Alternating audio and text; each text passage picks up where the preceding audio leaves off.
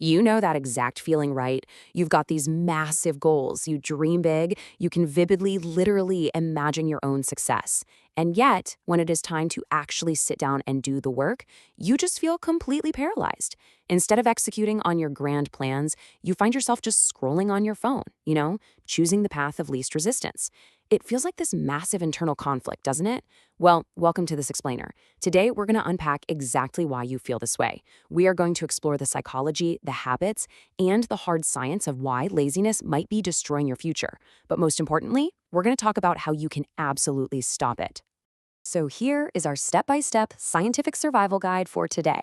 First, your brain's internal war. Second, the math of procrastination. Third, future regret. Fourth, hacking the habit loop. And finally, taking back your future. All right, let's jump right into section 1, your brain's internal war, focusing on the neurobiology. Okay, the very first thing we absolutely need to do here is remove the shame you're probably carrying around about your own laziness. I want you to ask yourself this question right now. Why do ambitious people procrastinate? Seriously, why do you, someone who so clearly wants to succeed, avoid doing the actual work? I'm here to tell you, it's not a moral failing. Laziness is not who you are. It's actually a biological tug of war happening right inside your skull. You see, our brains are fundamentally hardwired to avoid pain and seek out immediate pleasure. To really understand this tug of war, you have to look at the two main competitors in your head. On one side, we've got the prefrontal cortex. This is the newer part of your brain. It's logical, it's analytical, and it's totally future-focused. Think of it as the part of you that sets those high goals. But it's kind of like a tortoise. It thinks slowly and requires a lot of conscious, heavy effort. On the flip side, we have the limbic system, specifically the amygdala. Now, this part is ancient. It is purely emotional, completely focused on the present moment, and it reacts automatically in milliseconds. It's the hare. So while your logical tortoise is carefully plotting out this beautiful, successful future, your emotional hare is constantly hijacking your attention. It's screaming for safety, comfort, and just immediate relief from the discomfort of hard work. And right now, your hare is winning. Moving on to section 2, the math of procrastination. Let's look at the economics. Now that we've got the biology down, it's pretty fascinating to see how economics perfectly maps out our bad habits. This concept is called the temporal motivation theory. Let's put this into perspective. Imagine a student who has a big essay due on December 15th. They've got two choices, right? Study or socialize. Now, because the reward of hanging out with friends is immediate, the motivation or the utility to do it stays consistently high. But essay writing? The reward for a good grade is way off in the future, so the motivation to work on it is terribly low for months. It's really only as that deadline rapidly approaches, say right around December 3rd, that the sheer panic and urgency cause the motivation for studying to finally spike and overtake socializing. Simply put, your brain mathematically discounts future rewards in favor of present comfort. Which brings us to a really critical concept, the intention-action gap. This is that painful, frustrating space between what you plan to do and what you actually do. It's basically the textbook definition of a self-regulatory failure. And I'm going to give you a little bit of a hard truth right now.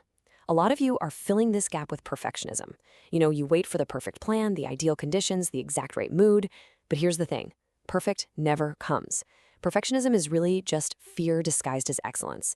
It's your brain giving you a handy excuse to never start because, well, if you never start, you never have to face the possibility of failing. You never have to find out if you're truly capable of achieving your dreams. So, what happens if we stay frozen? That takes us to section 3, future regret, the ultimate price. Let me tell you a quick story. Back in 1994, Jeff Bezos was a highly paid senior VP at a really prestigious hedge fund. He had a great, safe, comfortable life. But he saw this thing called the internet growing, and he wanted to start an online bookstore. To make the absolutely terrifying decision to leave his secure job, he used something he calls the regret minimization framework.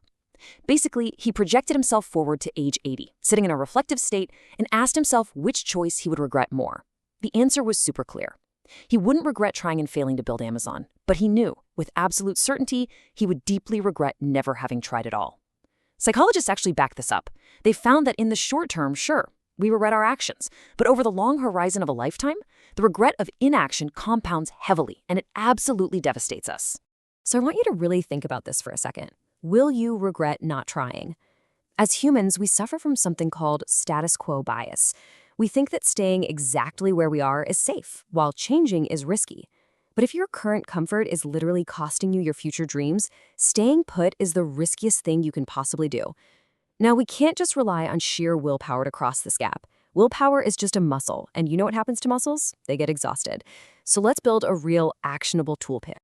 That leads us nicely into section 4, hacking the habit loop to rewire your brain. Deep inside your brain, at the base of the forebrain, is the basal ganglia. This little area is where all your automatic habits are stored. The author Charles Duhigg outlines that every single habit operates in a simple 3-step loop. Step 1, the cue. This is a trigger, like feeling stressed out or hearing a phone notification. Step 2, the routine. That's the behavior, like grabbing your phone to mindlessly scroll. And step 3, the reward. This is the physical or emotional payoff, like a quick hit of dopamine or just a momentary escape from your anxiety. If you want to overcome laziness, you don't fight the cue, and you don't deny yourself the reward. You simply swap out the routine. Actually, it's that straightforward. Instead of scrolling when you feel stressed, you replace it with a routine of, say, writing one single sentence of your essay. And to make swapping that routine completely foolproof, we can turn to James Clear's 4 laws of behavior change. If you want to build a good habit, you've got to make it obvious, make it attractive, make it easy, and make it satisfying. Conversely, to break your habit of laziness, you just invert the whole shebang. Make the bad habit invisible, unattractive, difficult, and unsatisfying. The entire goal here is to construct an environment where your good habits become absolutely inevitable and your bad habits become practically impossible. Finally, we reach section 5, taking back your future. Let's manufacture some momentum. All right, it's time to arm you with some rapid-fire tactics you can use today. First up is the Zeigarnik effect. So, back in the 1920s, a psychologist noticed something weird. Restaurant waiters could remember incredibly complex orders perfectly, right up until the bill was paid, and then they completely forgot them. Our brains are basically hardwired to remember uncompleted tasks. They literally spin in our minds. You can totally hack this for your own productivity. If you have a massive, daunting project, just force yourself to start it for 30 minutes. By simply opening the document and getting going, you create a psychological cliffhanger. Your brain will constantly pull your attention back to the work until it's finally finished. Now, if 30 minutes still sounds like way too much for your inner hair, use the 2-minute rule. When you start a new habit, it should take less than 2 minutes to execute. Don't commit to reading a whole book. Commit to reading 1 page. Don't commit to a grueling workout. Just commit to tying your running shoes. As we've learned, hard work is just a habit you condition. And every time you take even the tiniest action, you get an intangible reward, a little burst of pride, confidence, and momentum. Shrink the task down to 2 minutes to guarantee that you start. And just let that momentum snowball. Next up, you absolutely have to design your environment. Remember, focus is not a willpower problem. It's a design problem. Your environment is the invisible hand that shapes your behavior. If your phone is sitting right next to you, you are going to check it, for sure. So take the phone, put it in another room. Clear your desk, close all those unnecessary browser tabs. Make the default action the productive action. Because every single time you remove a distraction from your environment, you are removing a decision you have to make.